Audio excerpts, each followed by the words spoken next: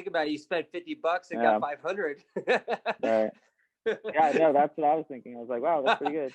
And that was So that's a good note there.